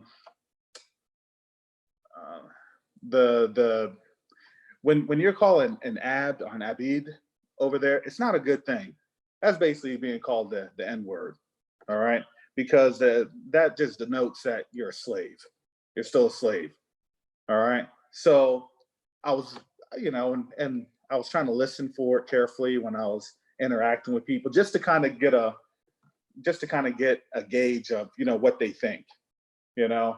But I think it was very hard for me to get a gauge because I'm not very melanated. You know, to the point that, you know, oh, he's a black guy. No, I mean, I looked very, very, you know, very middle. Well, I had that complexion, you know, my nose and my eyes and everything else. That definitely gives me away as being black. But when you were, so this is something from a friend of mine. He was explaining this to me. All right, so the way that they do their marriage system. Okay, so I'm on YouTube and here's kind of the defining moment. All right, so they do they set their marriages on up. You know, that's their tradition. That's how that goes. The reason that they set their marriages on up is because it is a social economic status enhancer. Okay, the male wants to get a female that's making money, that's balling. Yeah, they want to get the female that makes the money. Okay, they call that the setup wife. This is straight from Saudis. They call that the setup wife. Okay, after you have the setup wife, then you get the good-looking wife. Because you already have the money now. Now you get the good-looking wife. This is the Saudis. Okay. However, hold on one second. I'm freezing up. This computer's freezing. Hold on. Can you all hear us? Hold on. Don't do this now. Okay, you can continue. I'm sorry. Okay. All right. All right. Hopefully everybody can hear me. All right. So the reason is, okay, they kind of go off of they still go off of the same Abrahamic structure. Okay. It's taboo to have more than 4 wives. It is. It's taboo to have more than 4 wives. 4 wives is basically that's it. You're the man. You have the wives. You have your 50 camel, 20 horses. You have a farm. All right. And then also in the farm, you're going to have your servants. All right. Now, your servants, everybody has a servant. It's true. And I'm not going to lie. Listen, I was, when I was on out there, I was making a lot of friends. They said, Karis, do you want to stay or do you want to come back? I said, all right, well, if I come back, I said, I'm going to have, I was putting my contract on out there. I was putting numbers on out there. And they said, well, don't you need to have like people to help you? I was like, yeah, if I bring my family and that, it's actually an expected, it's expected in the contracts and negotiations. How many servants do I have? How many servants am I gonna, and unfortunately, a large population of the servants come from your Filipino population. So you'll have your Filipinos that are on out there because it's Filipinos, and they want to have it's the hair and it's a lighter hue, or you'll have your Africans, and your African folks, they'll be in the background area, the lower demographic end. Okay. And it's sad to kind of say that, but that's the truth, So because it's a little bit cheaper to grab somebody from out of Africa than it is to grab a Filipino, and of course, those stories are horrendous, people throwing boiled water, all these things of that nature. So I don't take that lightly, and it's definitely not funny because it is very appalling. But at the same time, what they would do, they would also have the Sudanese, the Ethiopians and the Somalians. They were all the bodyguards. So if you have a bodyguard, you're going to have one of those. So and it's kind of it's a funny setup. So they would tell you, I only trust my wife or my daughter with this was told to me. I only trust them with the Sudanese because we're so similar. so I had to think about that. I said, oh, okay. All right. Well, that's good. That's interesting. Let's make sure we go ahead and wrap this up because I know that we've been going about over an hour. But anything else you want to add? Curious, you've given us good information. I enjoyed the photos. I enjoyed the talk through the timeline. Is there anything you want to add as far as your experiences in the Middle East? So just as I was saying, this awakening is a worldwide awakening. So when we try to understand who we are as a people, everybody we're very African centric. I mean, which is a good thought because that's where we are looking to, because obviously our other tribe mates and tribe members are there. We're under that Bantu construct. However, that's just one iteration. Okay, our lineage and our roots brings us all the way back into that area. So the reason why that area is so critical, because if we know that Abraham's promised land, that land that's our inheritance, is from the Euphrates River to the Nile, that is a big chunk of land. Okay, that eclipses the whole continent of North America, believe it or not. But as we're waking on up and as we're understanding things, there's a lot of stuff that's happening there in that area. Okay, so and it's not just in Saudi Arabia, it's not just Jordan or Iraq, but it's all over. So again, as we continue to to understand who we are. Now it's going to be a revealing. Now it's going to be a revelation. Because you also have to think about it like this. Think about this. The world is going through judgment, okay? Not only has COVID-19 hit, do you understand these ships, their oil is tanking, is hitting rock bottom. That's the lifeline. That was the blood. So you got to remember this. In order for the Middle East to be the Middle East, you don't have people talking. Because if they talk and they tell the truth, then guess what? Everybody starts talking and everybody starts telling the truth. How do you prevent the truth from happening? By money. And if people are running out of money, then guess what? No holds barred. So that's my presentation. I hope that helps some folks. I wanted to go in with another story, but we're kind of wrapping on up. If you got one more story, I don't want to keep you. I think everybody's enjoying what you're saying. I didn't want to keep you too long. What I did tell the audience or the group or the family, I don't call y'all audience, y'all family. What I told the family that you are going to come back. I want us to go into some more about some of the photos you saw and some of your experiences over in the Middle East. Also, I want to start including you into a couple of our panel discussions that I have sometimes. I actually have one Friday, but it's going to be an all women panel.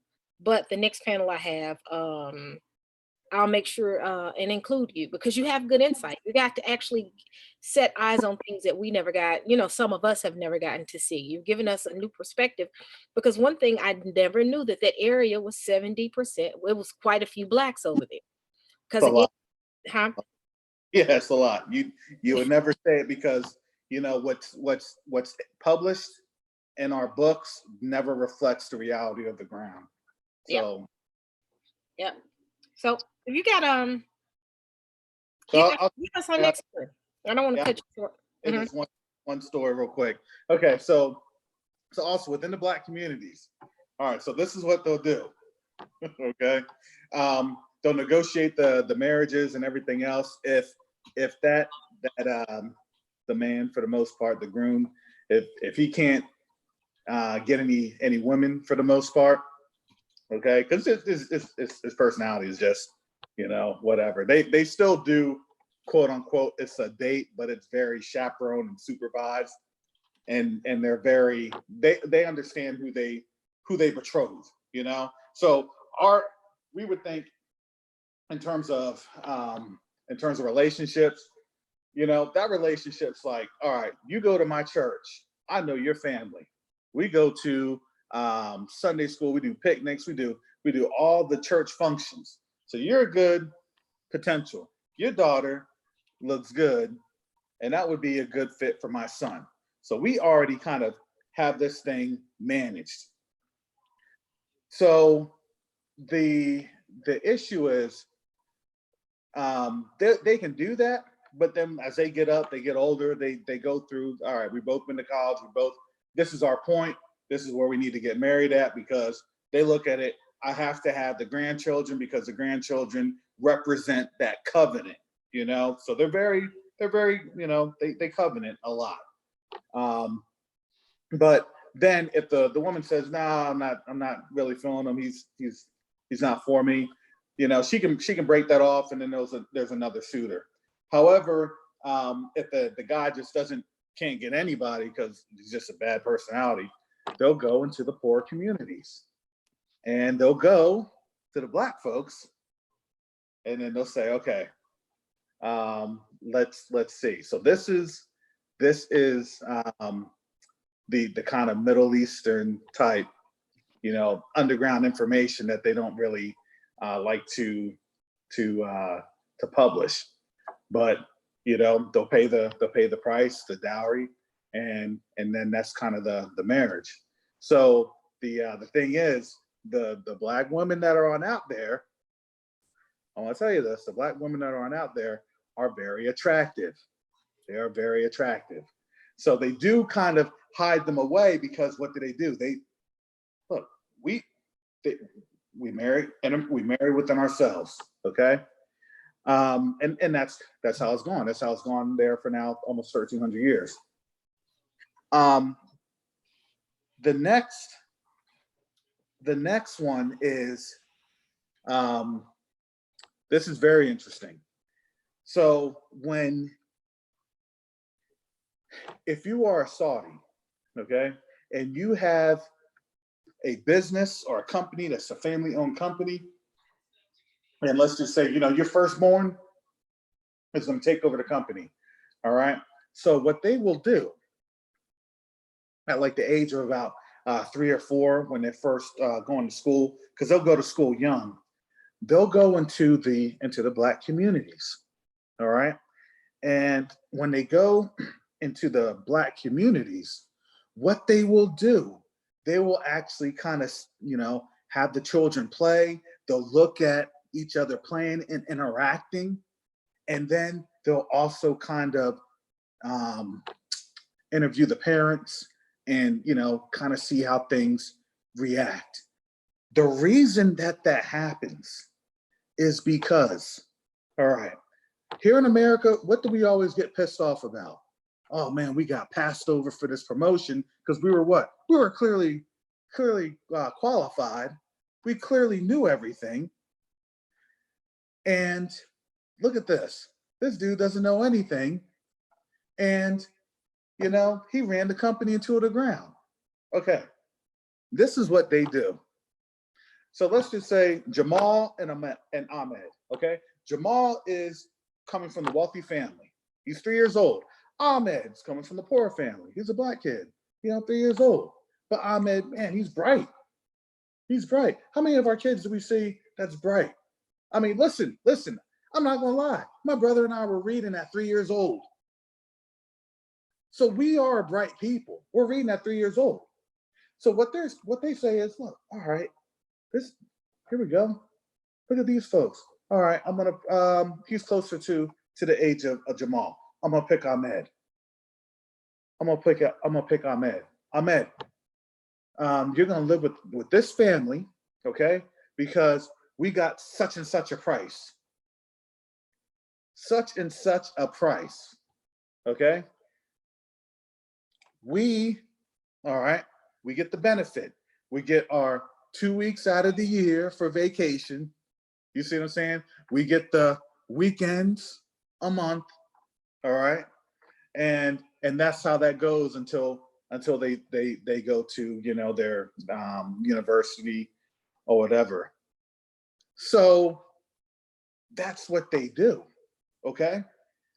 So what happens, because I never quite understood this, but it reminded me when I was in a service school early in my military career. I was with some of their officers, and there were some of their officers that were very intelligent, and then there are some of their officers that were very, I'll leave it like that. But you could tell, okay, this is them. They would be in the background. They would be in the background doing the advising. Now let me tell you this. Ahmed takes the family name, okay? Because usually they're unnamed, okay? But the family, now that the family has gotten Ahmed there, the family's living good. They're gonna get like 7,000-8,000 a week. Yeah, they get paid some money. Oh, yeah. Look, okay, you gonna have my child? You gonna have my child?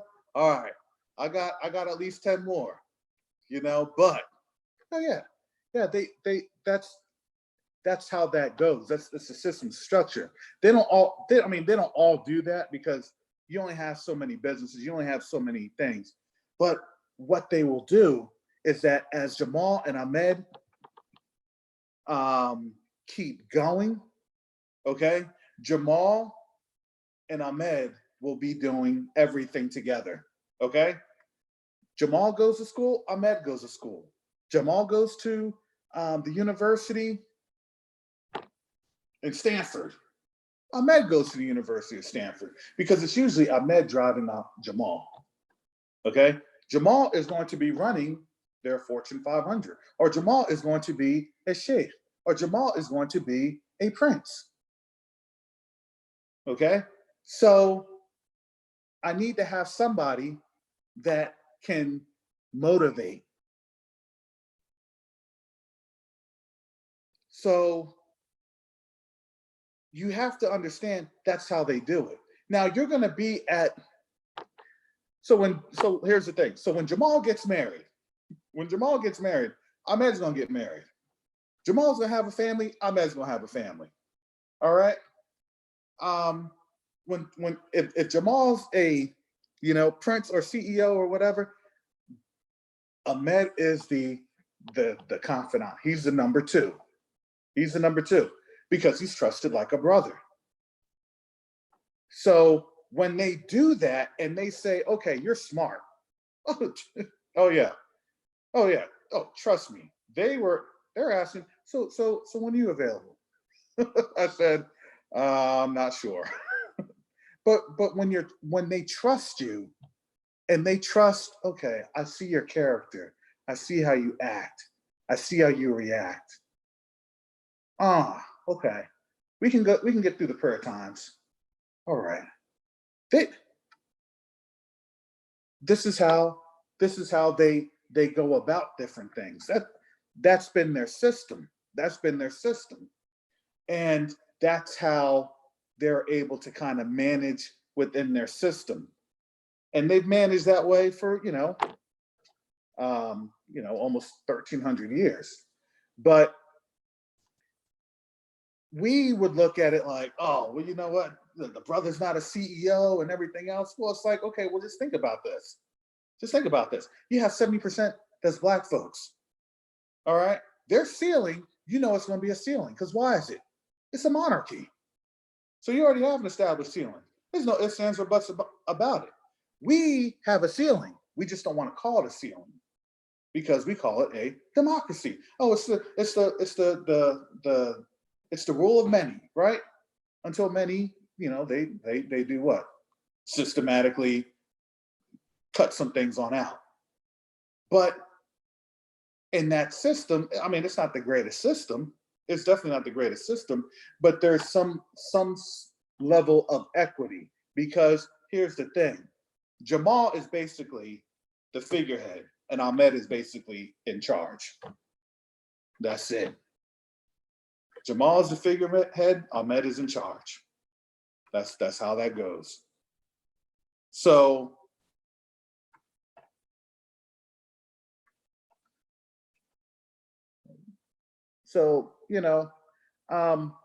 that's kind of where I wanna leave on off.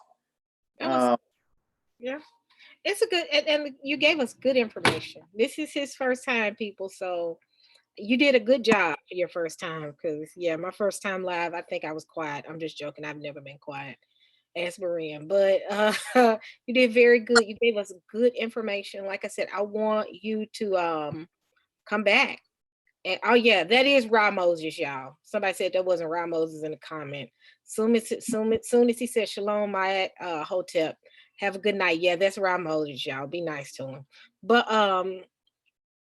yeah, you gave great information. I would love for you to come back.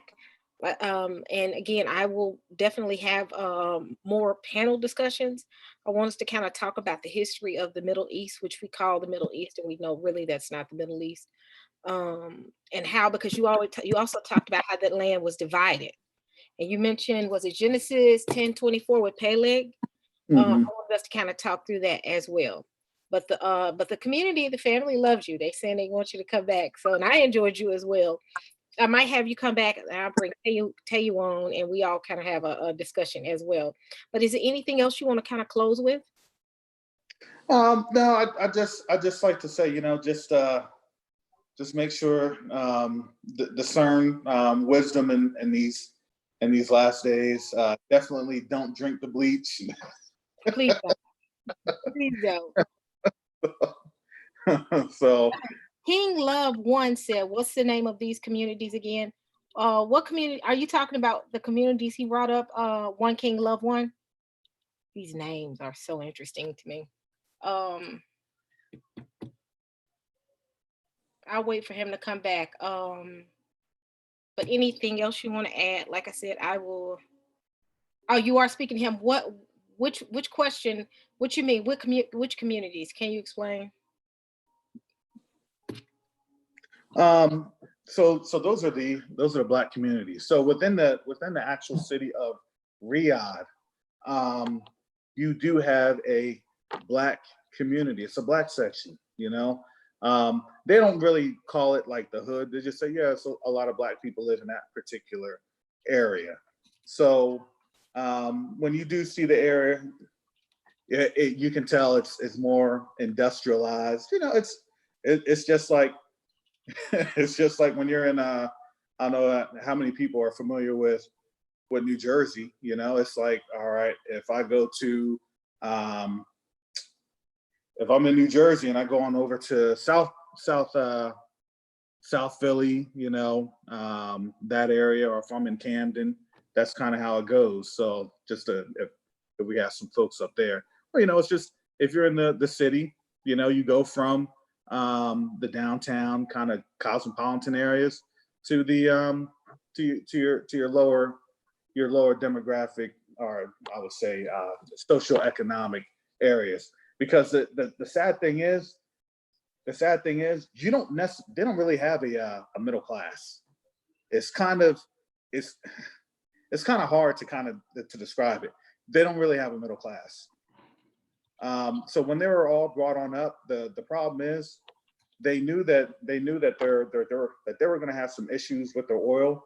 So they were trying to bring and take all their Saudis, and they're trying to take them throughout the world to get education. You know, to get some sort of an education, some sort of training. So what happened was that when that occurred, they knew that it was going to be a cultural revolution per se. So they're trying to manage it the best that they can. You know, so when I was there, um, women had just started driving, um, and then it was the prince. He's basically the defunct ruler. He relaxed the dress codes for women. And I mean, like, when I'm telling you, you know, when I got there, they were covered head to toe, to where, you know, they just kind of had their robe on and letting it all out, to where, you know, it was kind of very conservative, to where I got very uncomfortable.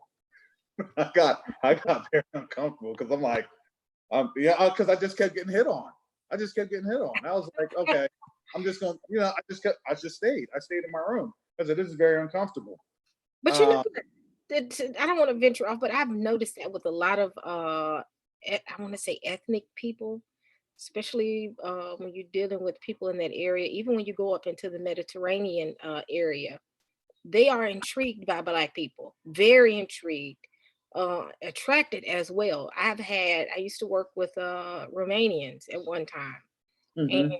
they are very, I mean, it was a daily thing where I would just be like, chill, we at work, but they had no no chill whatsoever. Uh, Well, but you have to remember they were repressed. They were in a very repressive society, to where they got freedom. You know, so the women there were just like, you know, it was kind of one of those things. It's like, okay, I said, now first and foremost, I'm still a black guy in the Middle East. Okay. On top of that, on top of that, they still chop heads. They still be chopping them heads. Don't don't get it twisted. I saw in a news report that said 2019 was the most was the most violent year in terms of executions in Saudi Arabia. So I would, you know, we were kind of joke about that, but then, you know, they what they did, so it wasn't as as as known. They actually moved it away from their traditional area of where they would go, and they would tell us, if you're a Westerner, you know, don't go there. So that's kind of how that was going. But you know, it was it was pretty crazy, because a lot of people weren't liking a lot of the social reforms, because for them, they know what what the end all is. Okay, so even though, so it's kind of crazy. It's a different. It's a very crazy dynamic. Okay, they are Edom. All right, they're still under a structure of Edom. Do you hear what I'm saying? They're still under a structure of Edom, but they know how far Edom can go. Yep. Yep. You, You. you know, so they understand. Okay, we can't go that far because we know that if we go that far with them, then we're going to get the ultimate judgment. They know that. So that's why I say, it's very interesting in terms of Arab, because really, the structure is still an Edomite structure. But again, a lot of those folks, you really can't differentiate between if you're a Midianite or Ishmaelite. You could do it with your names, the Katanis, but the mixture was just so much, you just really can't. Okay, I'm a Katani, but I'm mainly Adnani because my dad is Katani, but he was adopted. It just gets so convoluted. Yeah. It really does. So, but they'll still kind of understand. All right, my tribe is this. This is my tribe. And if you actually look at, I didn't get a picture. There's a picture of a little family tree that they have. Each family on out there, because I went to a place called Rishager, which is a historical site. So what they do, each family actually has a family tree from the time that they first established within Saudi Arabia. So that Saudi Arabia,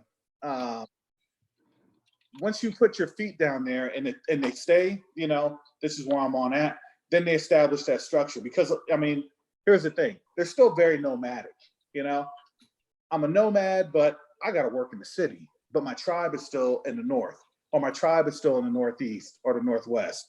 I'm from the south, towards Yemen. So they have to work in the city, but they still go back to their tribe. That was one of the things that we were concerned with was, when a lot of instability was happening was, how would they react? Would the city grind to a halt? And right now, honestly, just speaking to a couple of friends I have, the city right now has actually ground to a halt because they've deported Somalis and Ethiopians, and I believe some Lebanese too. So they were deporting all of them because here's the thing: a lot of the Saudis and the funding, everything is tied to oil, and oil literally took a big hit. That was their lifeline.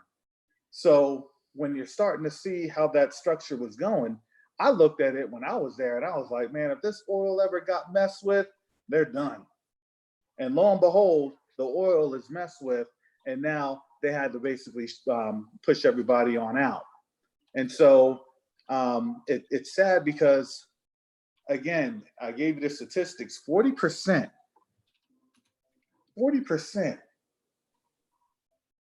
are immigrants. That's a lot. So let me just tell you, when those are the folks that are your mission essential or your essential folks that's doing the groceries, doing the Uber and all the other delivery stuff. This it's a lot. So for Bayat Yisrael, so I didn't. Okay, so I was talking to a Sudanese when I was on out there in terms of the Israelites. So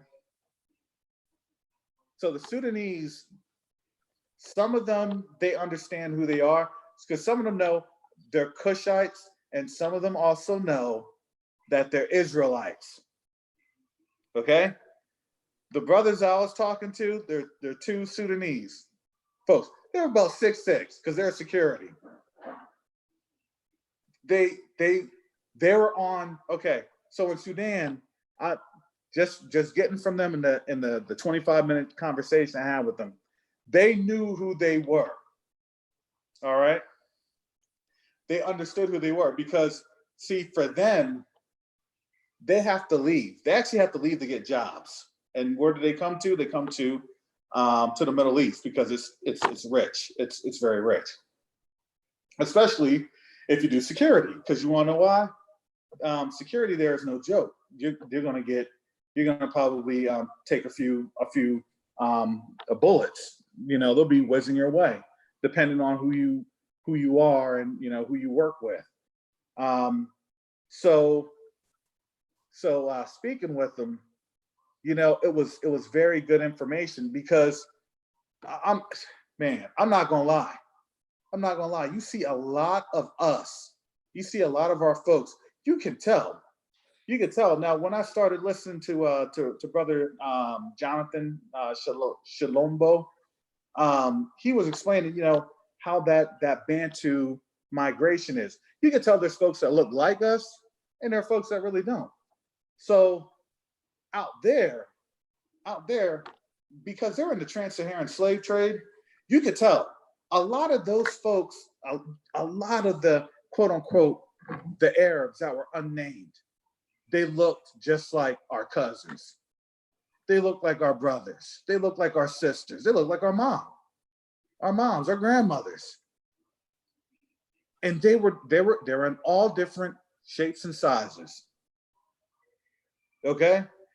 That's why when they would approach me, they would think that I was an Arab. But just the way that I carried myself, they understood I'm not an Arab. Because I carry myself like a self-respecting Black guy, So so when I'm on out there, because I do it because I have to show bravado. And I also carry myself that when I'm on out there, look, it's if you're cool with me, you're cool with me. If you're here for, not so good intentions, then look, I'm just gonna have to, we're gonna throw down. We're gonna throw down. And I'm gonna win the fight. that's how it goes. I'm gonna win the fight. I'll worry about my diplomatic status later. Okay. Yeah. But Yes. Oh, all these. Oh, I'm getting ready. I'm listening to you and I'm watching this chat because we got a few trolls in here. That I'm getting kind of concerned about. People are sneaking in. But with that being said, everybody has enjoyed it. I have enjoyed it. I've been listening to as much as I can and watching this chat because it's very questionable. But again, I want to bring you back. So what's a good time for you next week? Yeah, I can do I'd say Sunday. We can do Okay. Sunday it's about same time. Will definitely work. So I'll bring it back, family, next Sunday. And we will continue with this conversation because I am enjoying and get some more of those pictures up. And we'll walk through some more pictures. I know you put some in the community site. But it is very good. And we'll shoot for Sunday, and we'll have another chat like this. This is very, very good. Family, y'all good with that? Y'all available on Sunday? All right. So thank you so much. We've enjoyed you. I've enjoyed you. I want to thank my people in the chat for coming and allowing us to, give you some of their time, and they get to listen to the things that you're teaching. Everybody wants you to come back. They're enjoying you, which I wasn't shocked. I knew this was very interesting. So get your get some stuff together, and we'll plan. I'll post a site of where it's actually tell you shut the site. So I'll post the site, and y'all can actually get into the site and be a part of it. But we'll bring you back on Sunday. Thank you so much for your time, family. Thank y'all for y'all's time. Also, Friday, I will be having a panel discussion with all women. I have a special guest that's going to be on the panel for Friday. We're going to do the women of the Bible, and my guest is going to be Only Love. and I'm gonna have Dr. Janet, and I'm gonna have Pastor Renice Kirkland. It's gonna be a full panel conversation on the women of the Bible. So stay tuned for Friday's event. I'll have something posted, and then that Sunday we'll follow up and we'll do something with Curious, and we'll kind of talk through some of the information he's provided, and he can give some more pictures and some more insight of some of the things that he saw and some of the culture, because he hasn't deep as we did a couple of days ago, some more stuff that he gave me. So he has a lot more information he can provide the family, and he should, you all will enjoy it. Curious, I do want to thank you so much for giving us your time. Um, and all right, y'all. Anything else, Curious, before I say goodbye to everybody? No, for having me on, and I'm glad everybody learned something. So there's still a few more tidbits to share, but I can definitely delve into those next week. Oh yeah, we'll definitely do that next week. The time will be, I post the time. It's gonna be for the thing on Friday. It'll be 4:30 Eastern, 5:30. Well, 4:30 Eastern, which is 5:30 Central Time. For me and Curious, it'll be Sunday, probably around the same time, around 5 or 6 o'clock, and we'll do the same thing. 5 o'clock Central Time. But I'll like I said, I'll upload the schedule for next week so everybody can be aware. All right. Have a good one, family. Y'all have a good weekend. And well, a good weekend, and be careful. God bless. Love you all.